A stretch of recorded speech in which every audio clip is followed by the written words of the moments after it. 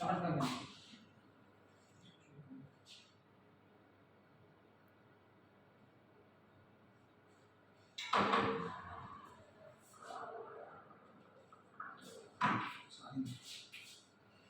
ये सब मुझे पता है।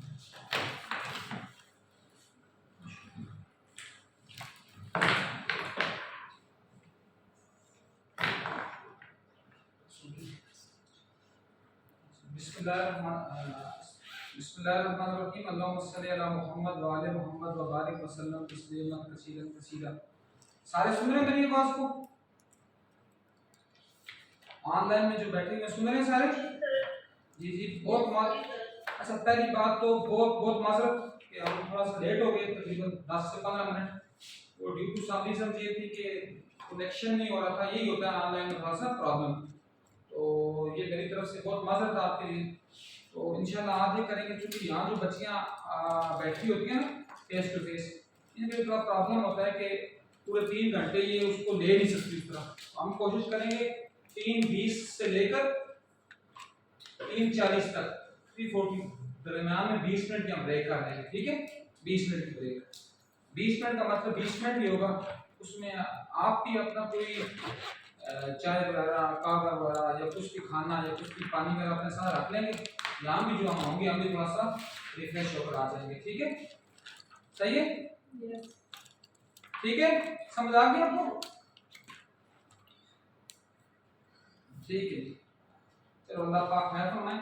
तो कल हम डिस्कस कर रहे थे, what is research, how we develop a suitable title for research, what is the importance of title, और टाइटल की जरूरत क्या होती है, रिसर्च की सिग्निफिकेंस क्या होती है, रिसर्च का पर्पस क्या होता है, रिसर्च की इंपॉर्टेंस क्या होती है, रिसर्च के एट्रीब्यूट्स क्या होते हैं, और एट्रीब्यूट्स को हमने आगे कैसे उसको हमने इन द मार्केट वैल्यूज को हमें रन आउट करना होता है। और जो अगला हमारा इसके बाद का जो मरला होगा उसमें हमने देखना है कि डेटा तो हमने कलेक्शन कर ली है, जहां से हमने डेटा कलेक्ट किया, डेटा कलेक्शन के जो टूल्स थे, जो वेज थे, जो उसके टेंजिबल और इनटेंजिबल वेज थे, जो उसके अपना क्या कह सकते हैं अपना हम उसको के जो भी डेटा कलेक्शन के हमारे पास वेज थे, वो फॉर्मल वेज थे या इनफॉर्मल थे या सेमी फॉर्मल थे, डेटा हमने कलेक्शन कर लिया। और अगला हमारा काम जो ज्यादा मुश्किल होता है, जिसके लिए मेरा ख्याल है 1-2 बच्चों ने उसको रखा भी था, वो होता है डेटा एनालिसिस का। डेटा एनालिसिस पहले जो होता था, डेटा एनालिसिस में हम देखेंगे कि हमारा डेटा पहले किस टाइप के, फिर हम देखेंगे हमारे पास स्केल्स क्या हैं मेजरमेंट, ठीक है? हम देखेंगे हमारे पास जो हमारा डेटा वो किस टाइप है, वो रेशियो स्केल में आता है, वो नॉमिनल में आता है, वो इंटरवल में आता है, या वो ऑर्डिनल में आता है, ठीक है ना? उसके अकॉर्डिंगली मेन चीज मेरा ख्याल है, जो आप सबको जो आप में से माशाल्लाह जो पीएचडी कर रहे हैं या एमफिल में जो हैं उनको ज्यादा पता होगा उसका, लेकिन जो इनोवेटिव रिसर्चर हैं या रिसर्च करना चाह रहे हैं उनके लिए ज्यादा जरूरी क्या होगा कि हमने फिर मेजरमेंट के स्केल्स हमने देखने कि हमारा जो स्केल है मेजरमेंट का, जो हमने डेटा कलेक्ट किया है वो किस में आता है, वो नॉमिनल में आता है, वो ऑर्डिनल में आता है, वो रेशियो में आता है, वो इंटरवल में आता है। उसके अकॉर्डिंगली फिर हमने स्टैटिस्टिक्स को हमने यूटिलाइज करना है। फिर हमने देखना है कि हमने जो टूल यूज करना है स्टैटिस्टिक्स का, वो स्टैटिस्टिक टाइप जो हमारी है वो पैरामीट्रिक टूल्स में आएगी या नॉन पैरामीट्रिक में आएगी। फिर पैरामीट्रिक और नॉन पैरामीट्रिक के बाद हमने फिर एसपीस को देखना है कि हमने फिर हमारे पास हमने फिर देखना है कि हमारा जो हमारा डेटा आया है उसको हमने कैसा विजिबल को लगेगा, क्या वो डिस्क्रिप्टिव स्टैटिस्टिक्स के अंदर आएगा या वो इन्फ्लुएंशियल में आएगा। जब भी हम प्रेजेंट करेंगे डेटा को, थोड़ा सा मैं इसलिए बैक पर जा रहा हूं ताकि हर एक को क्लियर हो जाए बात। फिर हम ये देखेंगे कि हमारा जो डेटा है उसकी रिप्रेजेंटेशन कैसी होनी चाहिए। अगर हमें जस्ट ये देखना है कि वो ग्राफ्स में हो, जस्ट हमें देखना है वो परसेंटेज में हो, जस्ट ये देखना है वो चार्ट्स में हो, जस्ट देखना है वो पाई ग्राफ में हो, हिस्टोग्राम में हो, पॉलीगॉन में हो, किसी में भी हो, ठीक है ना? और उसके बाद राउंड अबाउट आप अगर उसको लेकर आगे जाएं, वो अगर मीन मीडियन मॉड में नहीं आता है तो देन फिर भी हमारे पास वो क्या डिस्क्रिप्टिव है, ठीक है? फिर भी हमारे पास डिस्क्रिप्टिव ही होगा। ये बातें इंशाल्लाह हम डिटेल से हम पढ़ेंगे, उस वक्त पढ़ेंगे जब हमने एसपीएसएस से पहले का एक लेक्चर हमारा होगा, ठीक है? और उसके बाद हमने देखना है कि इन्फ्रेंशियल। अब इन्फ्रेंशियल क्या होती है? इन्फ्रेंस क्या होती है? हमारी प्रेडिक्शन, हमारी फोरकास्टिंग। अब प्रेडिक्शन और फोरकास्टिंग में एक बड़ा फर्क होता है। अल्हम्दुलिल्लाह आप सबको पता होगा, क्योंकि मैं थोड़ा सा कोशिश करूंगा कि मैं खुद ये भी बोलूं, फिर बाद में आपको मैं साथ शामिल करूंगा। शामिल करने का फायदा क्या होता है कि पता चलता है कि जो बंदा ऑनलाइन मोड में है वो क्या मौजूद भी है या वो सोया हुआ है, किस जगह पहुंचा हुआ है। क्योंकि जब एक बंदा इतना ज्यादा अपना टाइम लेकर आ रहा होता है, 3 घंटे वो रखता है अपने, मैं आपके एंगल पर बात करूँ, अपने एंगल पर बात नहीं कर रहा, क्योंकि आपका एक बड़ा एक जिसको कहते हैं ना कि एक बड़ी आपकी इफेक्टिवनेस है, ये बड़ा आपका मेजर आपका पार्टिसिपेशन का रोल है कि आप इतना टाइम लेकर आते हैं। तो जब कुछ लेकर हम ना जाए तो फिर हमारा मकसद तो कुछ नहीं होगा। तो फिर हमें ये देखना है कि अब मैं आपको ये कहना चाह रहा था, मैं आपको ये कह रहा हूँ कि फिर हमने ये देखना है कि इन्फ्रेंशियल क्या, एक होती है प्रेडिक्शन, एक होती है हमारे पास फोरकास्टिंग। इसका भी आपको फर्क मुझे पता है, लाजमन पता होगा, जिन क्लासों के साथ मैंने डिस्कस किया थोड़ा बहुत मैंने बताने की कोशिश की थी, ठीक है ना। तो नहीं डिस्कस किया तो रिफाइन हो जाएगा हमारा नॉलेज। फोरकास्टिंग क्या होती है, वो चीज जिसके पीछे कोई थ्योरी बेस ना कर रही हो, ठीक है ना। जबकि प्रेडिक्शन क्या होती है जिसकी बेस पर हमारे पीछे कोई थ्योरी बेस हो, जिसका कहना है ग्राउंडेड थ्योरी की बेस के ऊपर हम करते हैं अपना कल्चर स्टडी करते हैं या फेनोलॉजी करते हैं, हमारे पास कोई ग्राउंडेड थ्योरी मौजूद होती है। लेकिन क्या थी, थोड़ा सा इसकी और मिसाल लेते हैं, ये भी चूंकि हमारे पास नॉन एकेडमिक रिसर्च ही है ना, हमारे पास रिसर्च थी कि पहले शुरू में लोगों को पता था कि ये सिर्फ बुखार होता है, ये फीवर है। अब हम बुखार से आगे चले गए, अब हम कहते हैं जी कि ये अपना टाइफाइड होगा, ये मलेरिया होगा। तो मेन बात क्या है कि हमारे पास जो बुखार था सबक, जो बुखार की बात है, फीवर की बात, वो हमारे पास था ग्राउंडेड थ्योरी, ठीक है। हमने ग्राउंडेड थ्योरी की बेस पर हमारे पास पता नहीं बुखार के सिम्टम्स क्या होते हैं। जब उसके ऊपर हम गए तो हमने कहा ये टाइफाइड है, ये अपना मलेरिया, ये आपको सो डेंगू है, आगे अब जाते हैं, क्योंकि ये ग्राउंडेड थ्योरी की बेस। इसी तरह यही बात है कि जब हम कोई चीज प्रेडिक्ट करते हैं, प्रेडिक्ट, तो हमारे पास कुछ ना कुछ हमारे पास बेस लाइन हमारे पास मौजूद होती है, ठीक है।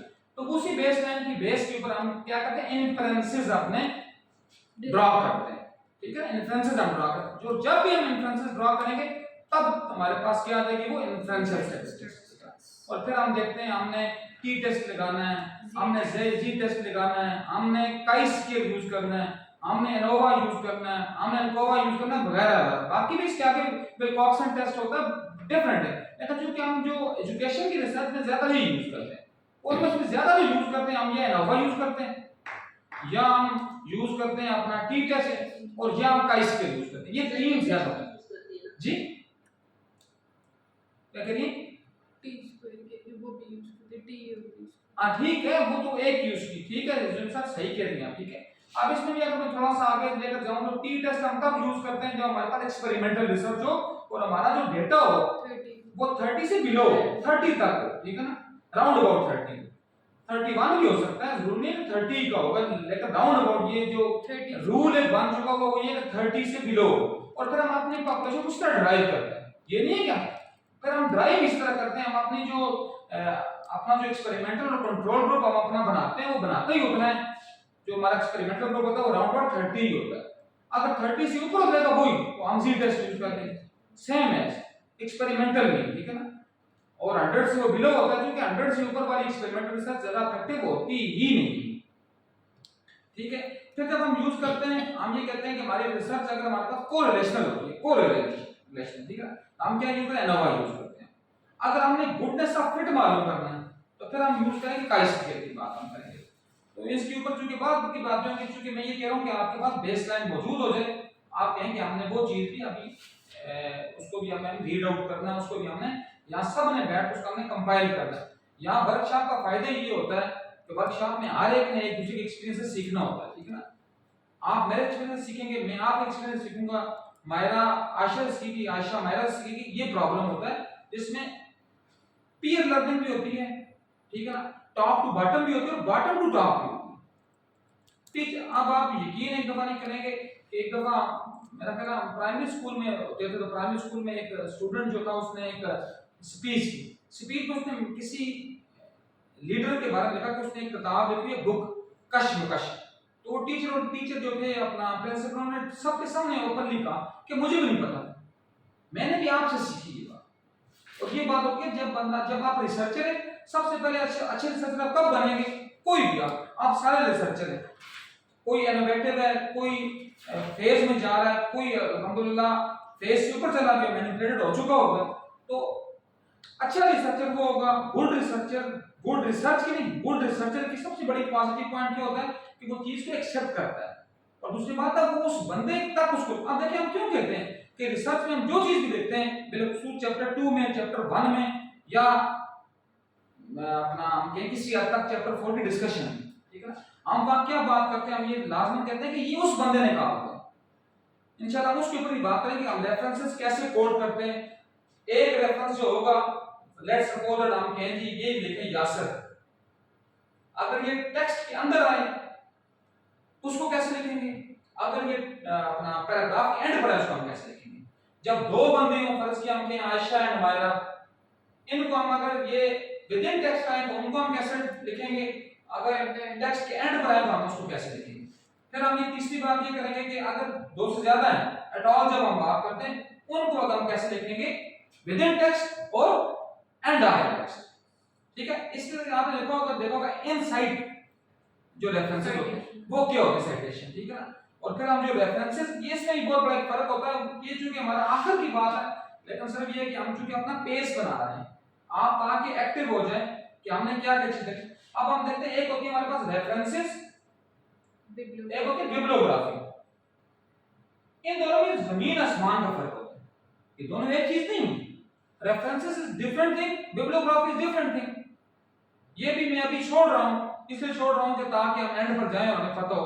मेरा ख्याल आप सबके ज़हन में चीज कुछ ना कुछ आइडिया बन गया होगा, सही है कि बिब्लियोग्राफी क्या है और रेफरेंसेस क्या है। नहीं भी बना, हम यहाँ हमारी क्लास नहीं है, I am not a teacher in this class, ठीक है ना, I am a resource person, you are a candidate or you are candidature or something else। आप भी एक सेंस में रिसोर्स पर्सन है, एक सेंस में मैं रिसोर्स पर्सन हूं। जब आप बात कर रहे हो तो आप रिसोर्स पर्सन है, मैं लिसनर हूं। जब मैं बात कर रहा हूं तो I am resource person, you our listener, ठीक है। इसलिए जो भी बात होगी हम आपस में कोऑर्डिनेशन से उसको लेकर आगे चलेंगे, सही है। अच्छा, एक तीसरी बात एक और भी जो इससे हटकर मैं बात करूंगा, और फिर उसके बाद हम अपने इसके ऊपर आते हैं। आप सारे मेरी बात अगर सुन रहे होंगे तो कल जो मेरी बात हुई थी मैडम हमारी जो डीसी साहब हैं, ठीक है ना, उन्होंने कहा था कि सर इसके लिए होगा कोर्स की दो बातें होंगी, ठीक है, जो कोर्स हम लेते हैं। क्योंकि मैंने पहले ये समझा था कि ये कोर्स जो हमारा होगा सिर्फ हमारे डिपार्टमेंटल ही होगा, तो डिपार्टमेंटल की बात नहीं है। इस कोर्स का जो भी डेटा होगा वो आपका जाएगा ओरेक में भी, और फिर जाएगा कंट्रोलर ऑफ एग्जामिनेशन के पास, ठीक है ना। हमारे पास कोर्स की दो बातें, ये मुझे आप एट एंड बता देंगे, ठीक है ना। हम कोर्स को कैसे रखें, क्या इसको करेंट आर्ट में शामिल कर लें जो बच्चे यहाँ पढ़ रहे हैं उनके लिए, ठीक है ना, और या फिर हम इसको सर्टिफिकेट कोर्स कर लें, ठीक है। इसका सारे का डेटा वहां पहुंचेगा, ठीक है जी। तो इसके ऊपर भी हम बात बाद में एट द एंड मैं आपसे पूछ लूंगा इंशाल्लाह। मैं वो देखता रहूंगा टाइम, कल की टाइम ना देखने की वजह से एंडिंग हमारी इतनी अच्छी नहीं हो सकी। आज हम कोशिश करेंगे कि आखिरी 10 मिनट में हम उसको एंड करें, प्रॉपर्ली एंड करें, ठीक है।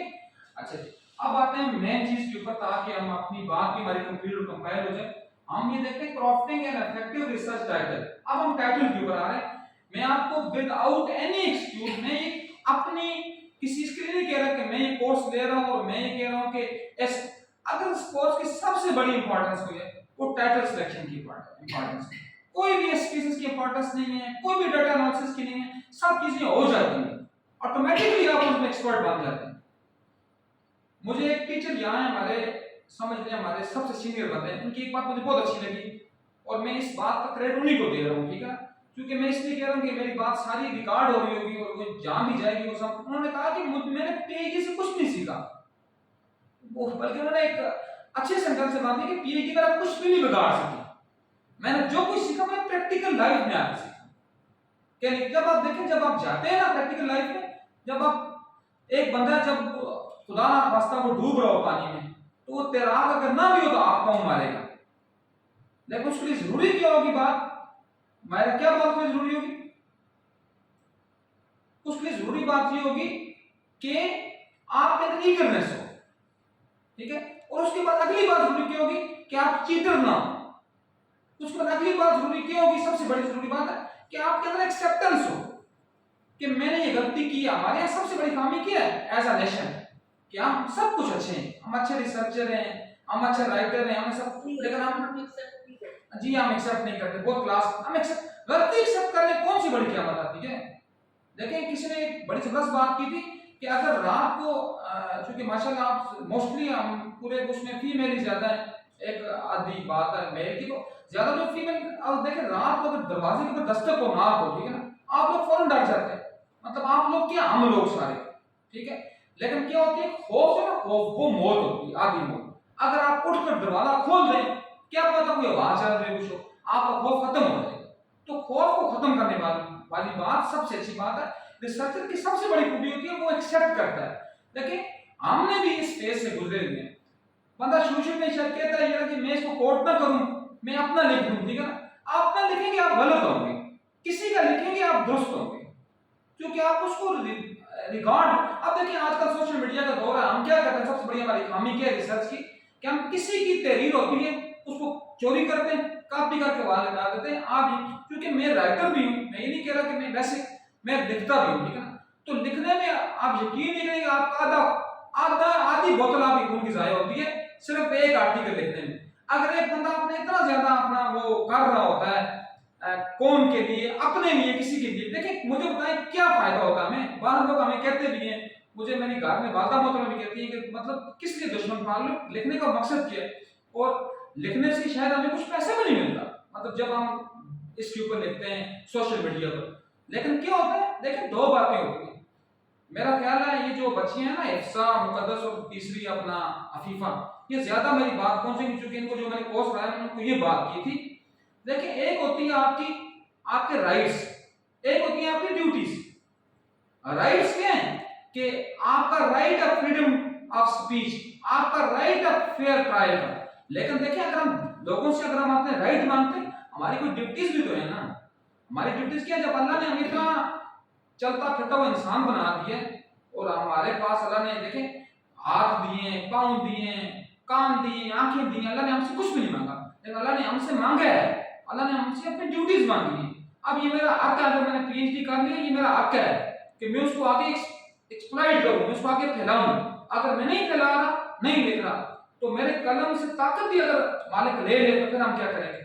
सही है, इसलिए कोशिश करें अच्छे रिसर्च होने के लिए, चीज को एक्सेप्ट करें और अगले बंदे के वैल्यू को एडमायर करें। अब देखिए सिर्फ इतनी सी अगर बात देखने, मैंने एक आर्टिकल लिखा, आप लिखें जी मेरे दोस्त यासिर अली गिलानी की बात से, तो क्या होगा, आपकी भी वो चीज तहरीर आके सर्कुलेट हो जाएगी, अगला बंदा जब पढ़ेगा उसका भी जो उसका जो खून जो जाया हुआ होगा आधी बोतल, तो वो आधी बोतल का 3/4 बोतल वापस आ जाएगी। वो कहेगा कितना खुश होगा कि मेरी चीज को आगे एडमायर किया गया।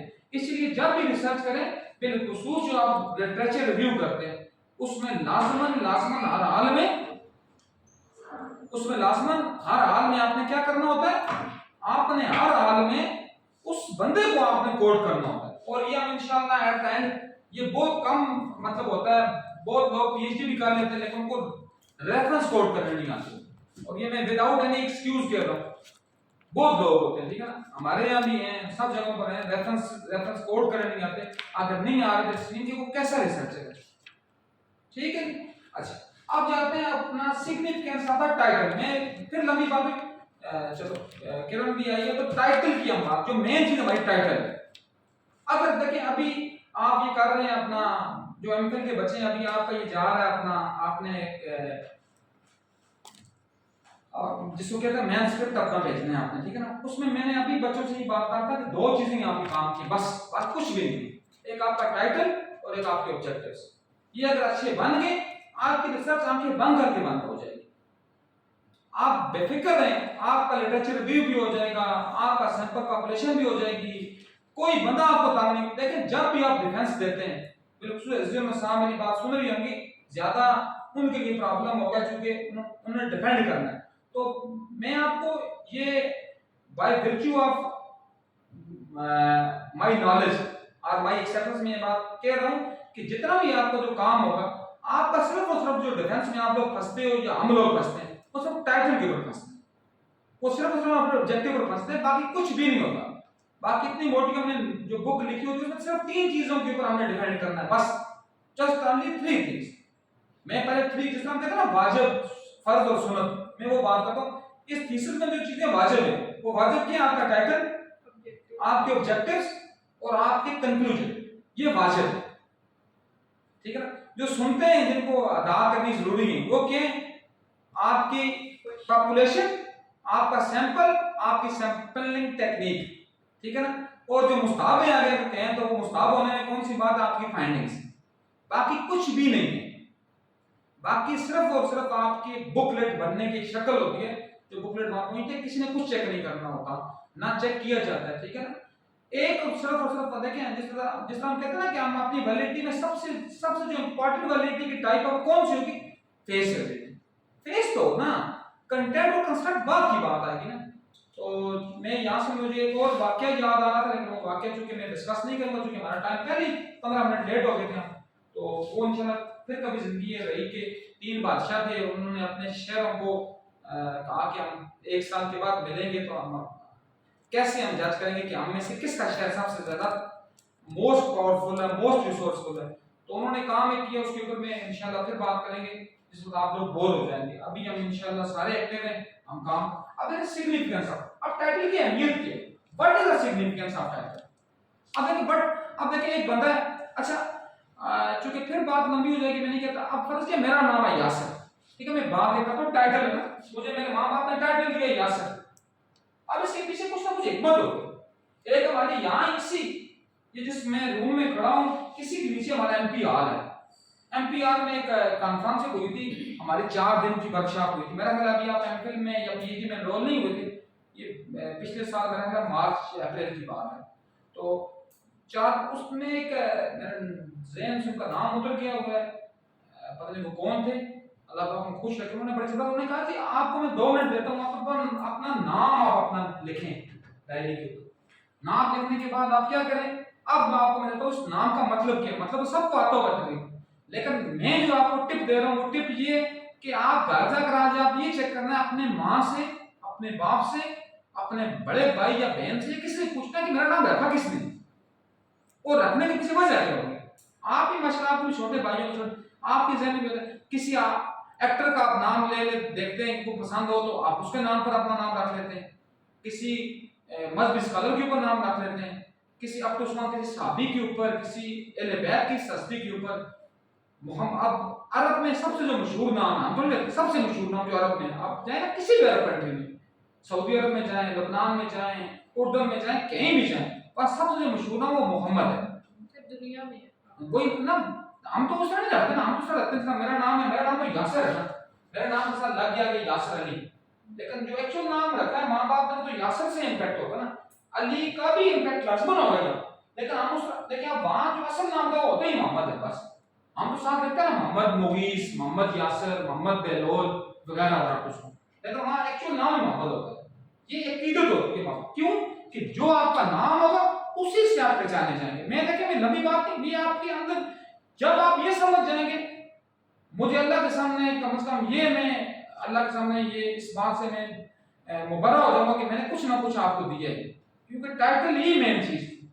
इतनी बात इसके ऊपर मैं इसलिए कर रहा हूँ कि टाइटल बन गया अगर अच्छा आपका, अभी आप सारे जो है ना मोस्टली आप में से इस फेज में आप देख लेंगे आज से 3 महीने के बाद कम से कम आप मेरा नाम बुरे अल्फाज में नहीं कहेंगे, कम से कम ये कहेंगे कि अच्छे अल्फाज में ये याद कर लेंगे कि देखिए उस वक्त हमें बताया था, हम आज ये सीख रहे हैं। आप जब पहले आपकी प्रेजेंटेशन होगी वो भी टाइटल की होगी, जब आपकी डिफेंस